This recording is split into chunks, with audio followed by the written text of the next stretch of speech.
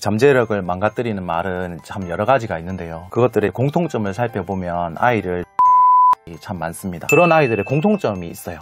세 가지가 있는데요. 첫 번째, 수학 수업에 집중을 못해요. 왜냐하면 선행학습을 통해서 미리 배웠으니까 나는 안다고 생각을 하는 거예요. 초등학교 때는 잘하다가 중학교, 고등학교 돼서 수학을 못하게 되는 경우는 제가 봤을 때는 과잉 공부로 인해서 수학을 싫어하게 되는 주된 원인이라고 생각을 하고. 과잉 공부? 네네. 오히려 안 해서가 아니라 네네. 부모의 역할이 어디까지 해야 되나 이런 고민들이 많으실 거거든요. 딱 이 세 가지만 하면 된다, 더 이상 필요 없다, 네네. 네, 라고 하셨는데 그 세 가지가 무엇인가요?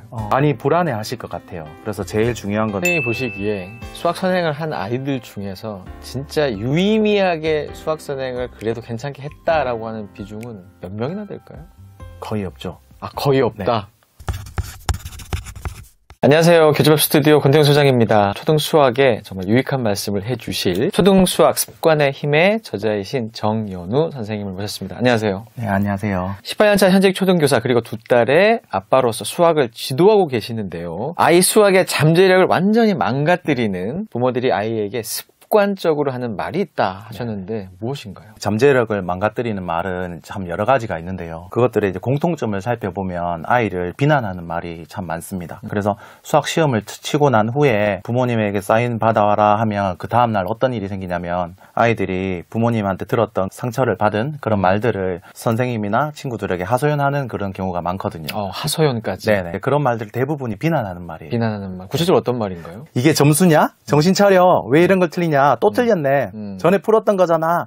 이렇게 기본적인 문제를 틀리면 어떡해? 이런 식으로 아이에게 상처 주는 말을 많이 하시죠. 정말 자주 듣는, 자주 하는 말인데 무심코 하는 말인데 아이에게는 이제 상처가 되는 말이 됩니다. 처음에는 이 점수에 대해서 이제 시작을 하는데 아이가 아이 입장에서 한마디를 하거나 하면 또 부모님은 화가 나시잖아요. 그러면 이제 인신공격으로 더 번지는 거죠. 그래서 제가 들었던 것 중에 가장 너무 심하다 싶은 말이 있는데 한 가지 소개를 해드리면 6학년 남학생이었는데요.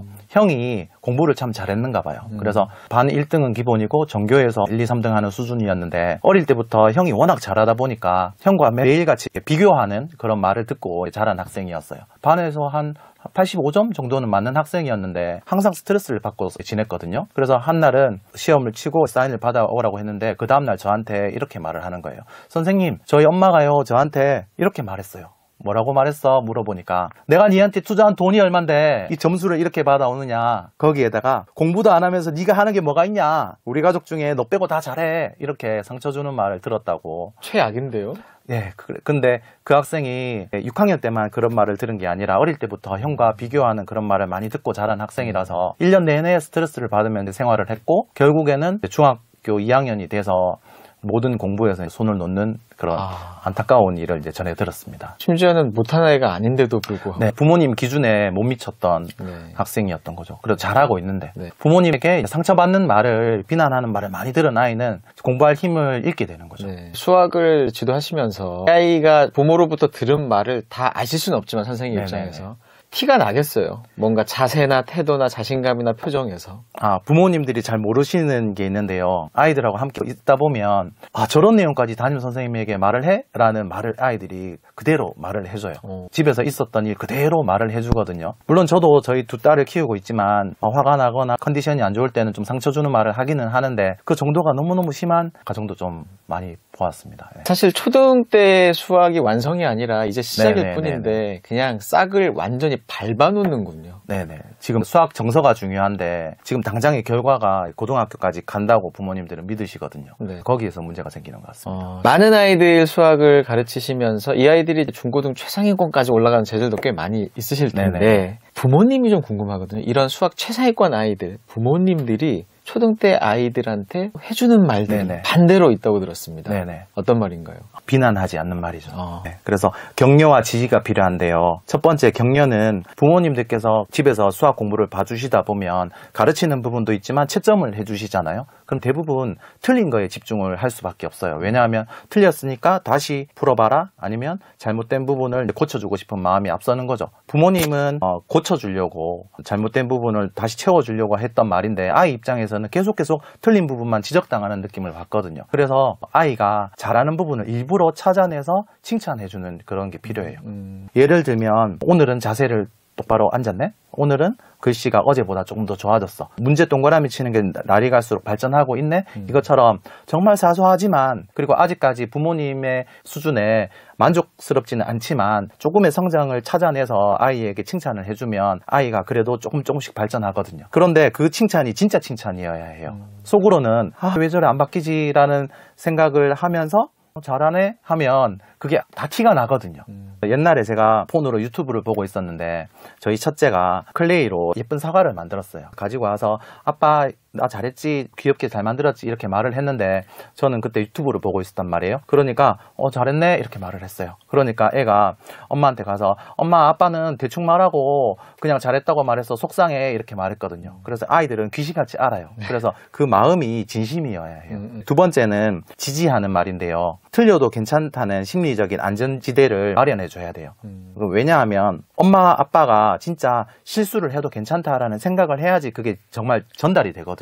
아이 입장에서는. 그래서 오답이 틀려야지 배울 수 있다. 이거를 어른들은 알지만 아이들은 계속 틀리는 것만 지적받았기 때문에 지금 틀리는 게 발전의 원동력이 된다. 이렇게 계속 말을 해주는 게 필요하다고 생각합니다. 네. 수학 실력이 단기간에 참 올라가긴 힘든데 사실 단기간에 망쳐지기는 쉽거든요. 네네. 모든 공부가 그러하듯이. 네네네. 수학 실력이 폭락하기 직전에 선생님 눈에 보이는 시그널이 있다고요? 제가 6학년을 7년 동안 담임을 했었는데요. 그중에 초등학교 6학년 때는 어느 정도 잘했는데 중학교 가면서 또는 고등학교 가면서 수학 공부를 완전히 손을 놓게 되는 수포자가 되는 그런 사례를 많이 접하게 되거든요. 그런 아이들의 공통점이 있어요. 세 가지가 있는데요.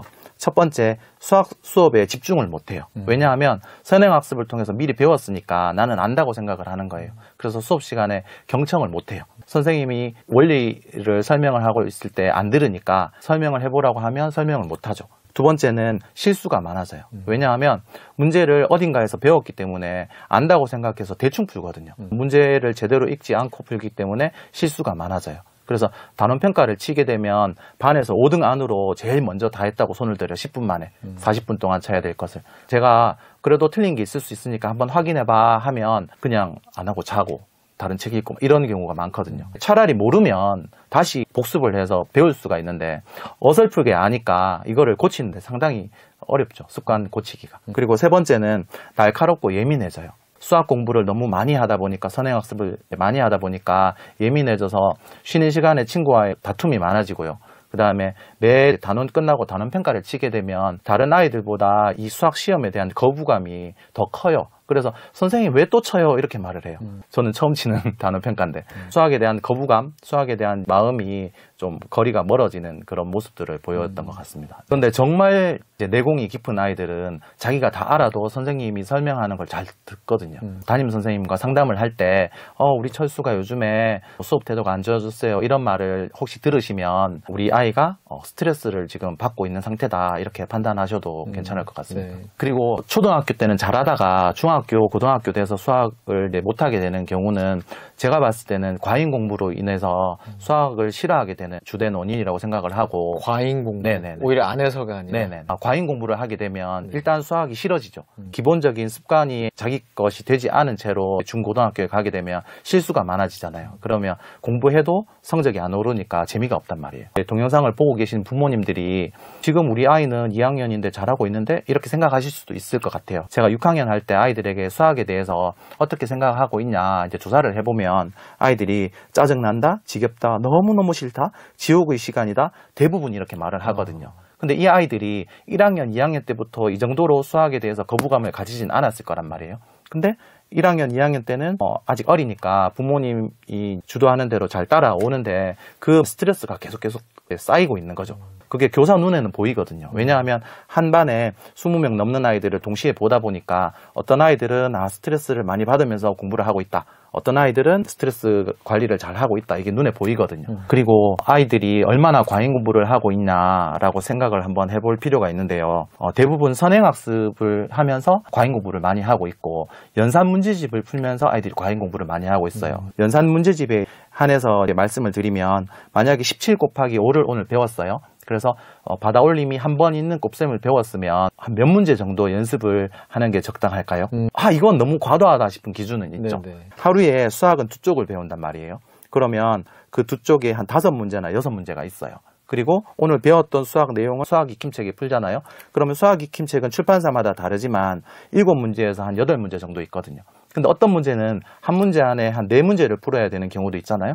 그래서 한 15문제 정도가 있어요. 그래서 수학책이랑 수학 익힘책에 있는 문제만 해도 20문제가 있거든요. 기본 계산하는 문제로 볼 수 있는 게. 그런데 부모님들께서 서점에 가셔서 연산 문제집을 하나 보시면 정말 너무 문제가 많아요. 제가 보니까 어떤 문제집은 한 차시에 104문제가 있고요. 어떤 문제집은 240문제가 있어요. 오른쪽 위에는 몇 분 안에 풀었는지 적게 하는 그런 란도 있고요. 제가 인터넷에서 본 건데 24문제를 1분 30초에 푼 거예요. 그러면 한 문제를 3초에 풀어야 되거든요. 그러면 생각하지 않고 기계처럼 풀게 되는 거죠. 그럼 이게 반복되면 2, 3, 4학년 돼서 6학년 되면 수학을 싫어하는 나이가 되는 거죠. 초등 수학 어려워요. 지도하는 것도 어렵고 네네. 아이들도 사실 어려운 과목인데 그러면 부모의 역할이 어디까지 해야 되나 이런 고민들이 많으실 거거든요. 딱 이 3가지만 하면 된다. 더 이상 필요 없다. 네네. 네, 라고 하셨는데 그 3가지가 무엇인가요? 많이 불안해 하실 것 같아요. 그래서 제일 중요한 거는 부모의 불안을 내려놓기가 제일 중요하다고 생각을 하고요. 제가 읽은 책 중에 윤우상 작가님의 엄마 심리 수업이라는 책에 엄마 냄새라는 개념이 등장하거든요. 부모님이 아이를 귀여운 눈으로 쳐다보면 아이에게 귀여운 냄새가 배인대요. 그래서 어디 가서나 사랑받는 아이가 되고 못났다.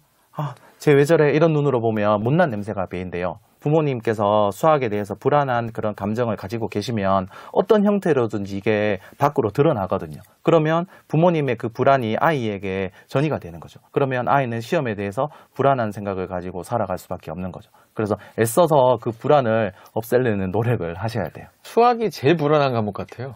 해도 안 되거든요. 그러니까 네네네. 어렵기도 하고 어렵기도 하고. 약간 네. 좌절을 크게 주는 네, 맞습니다. 그 불안이 문제다. 네네. 또 뭐가 있나요? 그리고 100점에 집착하는 거. 제가 반에 보면 초등학생이지만 부모님들께서 90점도 안 되고 무조건 100점이어야 해 이런 경우를 많이 보거든요. 그럼 어떤 문제가 생기냐면 단원평가를 쳐서 한 문제를 틀렸어요. 그러면 새로운 문제집을 사죠. 다음에 100점 맞기 위해서. 그러면 과잉 공부가 시작되는 거거든요. 그러면 아이는 시험에 대한 불안이 생겨요. 왜냐하면 이번에 100점 안 맞으면 엄마한테 혼나고 엄마의 기대를 충족시키지 못하니까. 그러면 지금 당장은 또 그냥 어떻게 지나갈 수 있는데 학년이 높아질수록 큰 시험이 많잖아요. 수능 시험 같은 큰 시험에는 자기가 가진 능력치를 최대한 발휘를 못해요. 왜냐하면 이미 초, 중, 고 때 수많은 시험을 통해서 시험 불안이 계속 커져 왔거든요. 100점에 집착을 하다 보면 학교를 마치고 자기 전까지 주어진 시간은 누구에게나 똑같은데 정말 내공을 쌓아야 할 다른 것들을 할 시간이 없어요. 초등학교 때는 운동도 많이 해야 되고 영어도 많이 해야 되고 한자도 해야 되고 책도 많이 읽어야 되잖아요. 음악도 해야 되고 악기 같은 것도 배워놓으면 좋으니까. 근데 그런 것들을 할 시간이 없는 거죠. 수학 문제를 계속 풀어야 하니까. 그리고 세 번째는 우리 아이만의 시계로 수학 공부를 하는 게 필요한데요. 남들이 다 선행학습을 하니까 무작정 따라하는 경향이 많은데 그냥 지금 당장 우리 아이가 제일 부족한 단원에 집중하는 게 더 필요해요. 1단원에서 곱셈을 배우고 2단원에서 도형 단원으로 넘어가잖아요. 그런데 우리 아이가 도형은 조금 자신 있어 하고 1단원 곱셈을 조금 부족하면 학교에서는 도형 단원으로 넘어가더라도 우리 아이는 지금 곱셈 단원이 부족하니까 그 부분에 대한 학습을 더 많이 할 필요가 있는데 선행학습을 해버리면 그냥 구멍이 난 채로 계속 가는 거죠. 그러다가 나중에 이렇게 성적이 낮아지게 됩니다. 네. 선생님이 보시기에 수학 선행을 한 아이들 중에서 진짜 유의미하게 수학 선행을 그래도 괜찮게 했다라고 하는 비중은 몇 명이나 될까요? 거의 없죠. 거의 없다? 네. 정말 과학고 갈 수준 되는 상위 2, 3% 아이들 빼고는 저는 없다고 생각합니다. 그 아이들이 현행이 지금 오히려 더 문제고. 네네. 왜냐하면 단원평가를 치면 실수가 생기거든요. 그리고 핵심 개념 같은 것도 모르는 경우도 많고 일단 설명을 해보라고 하면 못해요. 분수의 나눗셈 같은 경우 있잖아요. 나누기를 곱하기로 고치고 뒤에 있는 분자와 분모를 바꾼다. 이것만 외우고 아이들이 푸는 거죠. 근데 그 중간중간 필요한 과정에 그 네모를 만들고 문제를 내면 그 아이들이 답은 맞추는데 중간 네모를 못 써요. 왜냐하면 지금 당장 중요한 게 아니니까 걔들 입장에서는. 네. 그래서 남과 비교하지 말고 우리 아이의 수준을 정확하게 파악하는 게 중요한 것 같아요. 초등 수학에서 가장 힘든 시기라고 일컬어지는 3학년 그리고 5학년 이 두 학년인데 이때 수학에 구멍이 생기는 이유는 뭘까요? 일단 어렵습니다. 그때가. 그리고 새로운 개념이 많이 나오는데요. 학년 구분별로 목표가 딱 정해져 있거든요. 3, 4학년을 예로 들면 4학년 때 처음 등장하는 개념도 있지만 3학년 때 등장한 개념을 4학년 때 심화 발전해서 배우는 경우도 있거든요. 예를 들면 3학년 때는 두 자릿수 곱하기 두 자릿수가 나오고요. 4학년 때는 세 자릿수 곱하기 두 자릿수가 나와요. 그리고 세로 나오는 개념도 많은데요. 3학년 때 세로로 곱셈하는 부분이 처음 나오고요. 5학년 때는 약수와 배수 통분하는 개념이 이렇게 세로 나와요. 그래서 일단 새로 등장하는 개념이 좀 많아서 아이들이 힘들어하고요. 거기다가 수화 연산 부분이 많이 나와요. 초등학교에는 한 학기에 6개 단원씩 배우거든요. 1년이면 12개 단원이잖아요. 그런데 3학년 때는 7개 단원, 4학년 때는 4개, 5학년 때는 7개, 6학년 때는 4개 단원이 수화 연산 단원이에요. 3학년, 5학년 때가 다른 학년에 비해서 거의 2배에 가깝게 수화 연산 단원이 많이 나와요. 그러니까 아이들이 힘들어하는 겁니다. 3학년은 조금 커 보이지만 이제 2학년에서 3학년이 된 어리잖아요. 2학년 때는 학습 부담이 별로 없단 말이에요. 그런데 3학년이 되면 여러 과목들을 배우고 이제 진짜 수학 공부를 한단 말이에요. 그러면 2학년 때보다 단원평가도 규칙적으로 칠 거고 한데 아직 아이들이 어리기 때문에 수업 시간에 수업 태도가 이렇게 갖춰지지 않았어요. 아직 2학년이라고 보시면 되고 그래서 경청하는 태도, 수학책, 수학 익힘, 풀이하는 태도 이런 것들이 아직 연습이 안 된 상태에서 제대로 된 수학 공부를 시작하니까 어려운 거고 5학년이 됐을 때 갑자기 나는 4학년 때 는 100점 맞았는데 5학년 때 갑자기 60점 맞았어요. 이런 아이는 거의 없거든요. 100점 맞다가 80점으로 떨어졌다. 이런 아이는 제가 봤을 때는 그동안에 받아온 점수가 과잉 포장된 거죠. 자기의 진짜 실력보다. 어떤 걸로 포장이 되냐면 문제집을 많이 푸는 방식으로 겨우겨우 기초 습관을 잡지 않은 채 그렇게 유지해온 아이는 5학년이 되면 진짜 자기 실력이 이제 드러나는 거죠. 양이 많아지니까. 연산 단원이 많다고 아이들을 계산기로 키워서는 안 되거든요. 3월 달에 첫 수학 시간에 이렇게 얘기를 한대요. 요즘에 컴퓨터도 발달이 되고 계산기로 계산하면 훨씬 더 쉬운데 우리는 왜 수학을 배워야 할까? 그러면 아이들이 잘 대답을 못 해요. 엄마가 하라고 했어요. 좋은 대학 가려고요. 막 이렇게 얘기하거든요. 그런데 아이들한테 이렇게 얘기를 해준대요. 수학은 생각하는 힘을 기르는 과목이야. 근데 우리는 생각하는 힘을 기르기 위해서는 생각하는 연습을 많이 해야 되는데 기계처럼 생각하지 않고 문제집만 많이 풀면 계산만 많이 하면 생각하는 힘이 클까? 그럼 아이들이 아니요 이렇게 말을 해요. 이 이야기를 아이들에게 꼭 해주시면 좋겠습니다. 네. 그러면 이 중요한 3학년, 5학년 때 갈릴 것 같거든요. 좀 힘들어하는 아이와 네네. 여기서 딱 치고 올라가서 이제 최상위권으로 도약하는 아이들. 이런 아이들이 좀 보이는 공통점이나 특징이 있나요? 제가 봤을 때는 한 개만 고르라고 하면 긍정적 태도인 것 같습니다. 모든 방면에 있어서. 그래서 열린 마음이에요. 선생님이 문제 동그라미 치는 게 중요하다, 글씨 바르게 쓰는 게 중요하다 이렇게 알려주면 열린 마음으로 자기가 부족한 부분을 파악하고 고치려는 마음이 있어야 되는데 이미 수학 공부에 지친 아이들은 그 열린 마음이 없거든요. 모든 거를 정성껏 하는 그런 태도가 필요해요. 수학을 정말 잘하는 아이들은 종이 접기도 정성껏 하거든요. 청소할 때도 정성껏 해요. 그 다음에 쓰레바디에 청소를 한 다음에 쓰레기통에 버릴 때도 대충 안 버리고 이렇게 정성껏 버려요. 그런 태도들이 다 모여서 저는 이 수학 실력이 결정된다고 생각하거든요. 왜냐하면 평소에 모든 부분에 있어서 정성껏 하는 태도가 있지 않으면 수학 문제를 봤을 때 동그라미 치고 하나하나 내가 이해를 해가면서 단계적으로 생각을 해야 되는데 그게 귀찮거든요. 평소에 대충대충 하는 아이들은 책상에 와서도 모든 게 대충이에요. 글씨도 대충, 동그라미 치는 것도 대충. 그래서 모든 걸 대충 하지 않는 그런 태도가 밑바탕이 되어 있어야지 된다고 생각합니다. 선생님 말씀을 이렇게 쭉 듣다 보니까 선생님이 왜 초등수학 습관의 힘이라는 책을 쓰셨는지 그리고 책 제목이 왜 이렇게 됐는지 좀 이해가 되거든요. 네네. 수학과 관련해서 우리 아이가 기본적인 태도나 습관, 그런 태도가 좀 안 돼 있다라고 생각하시는 우리 학부모님들은 이 책에 되게 많이 관심을 좀 두실 것 같은데 이 책을 좀 잘 활용할 수 있는 그런 방법을 소개해 주면 뭐가 있을까요? 이 책 제목에도 나와 있듯이 저는 초등학교 수학을 제일 잘하려면 습관이 가장 중요하다고 생각하거든요. 수능까지 끝까지 잘 달리려면 수학 체력이 있어야 되는데 그 수학 체력에서는 습관이 가장 중요해요. 과잉 공부를 하지 않고 효율적으로 진짜 실력을 만들기 위해서는 습관 점검부터 필요하고 습관을 바꿔가는 게 필요한데 제가 초등학교에서 아이들이 꼭 지켰으면 하는 습관 14가지를 실어 놓았고요. 각 사례별로 어떻게 하면 단계적으로 이 습관들을 고쳐 나갈 수 있는지도 실어 놓았어요. 문제집 한 권만으로 공부를 잘할 수 있는 방법, 메타인지를 활용해서 오답 유형을 만들어 가면서 공부하는 방법, 수학 전반에 걸친 다양한 내용을 실어 놓았습니다. 제 책을 읽어보신 학부모님들은 공감을 많이 하실 것 같아요. 아, 맞아, 우리 아이도 이래. 그런데 막상 이 책을 덮고 아이와 함께 아이의 수학 습관을 변화시키려고 하면 자료가 없다는 사실을 제가 발견을 했어요. 그래서 부록 7종류를 실어 놓았는데요. 수학책이나 수학 공책 앞에 붙일 수 있는 그런 자료, 문제 동그라미 하는 자료, 학년별로 오답 원인을 찾을 수 있는 자료, 이런 자료들을 이제 많이 실어 놓았으니까 꼭 활용해 보셨으면 좋겠습니다. 마지막으로 제가 부모님들께 꼭 당부드리고 싶은 말씀은, 아무리 좋은 자료라도 아이에게 들이밀면 아이는 또 하나의 짐이거든요. 그래서 지금 하고 있는 수학 공부의 양을 아이와 솔직하게 이야기를 한 다음에 이 습관 변화를 하나씩 시도해 보시는 게 좋을 것 같습니다. 왜냐하면 아이와 부모님의 관계는 집마다 다 다르잖아요. 그리고 수학 정서가 다 다르잖아요. 수학에 대한 거부감이 많은 아이도 있고 아닌 아이도 있고. 그래서 부모님들께서 지금부터 고민하셔야 될 내용은, 우리 아이가 얼마나 수학을 좋아하느냐, 어려워하느냐, 거기서부터 시작을 해서 우리 아이에 대한 지원, 어떻게 하면 우리 아이를 이렇게 도와줄 수 있을까, 그 고민을 이 책을 통해서 하셨으면 좋겠습니다. 이 책 이제 관심 많이 가실 텐데요. 저희 교집합 스튜디오에서 책 나눔 이벤트도 진행이 됩니다. 자, 댓글 이벤트인데 좀 더 자세한 내용은 더보기 그리고 고정 댓글을 확인해 주시면 될 것 같습니다. 유익한 말씀 감사합니다. 감사합니다.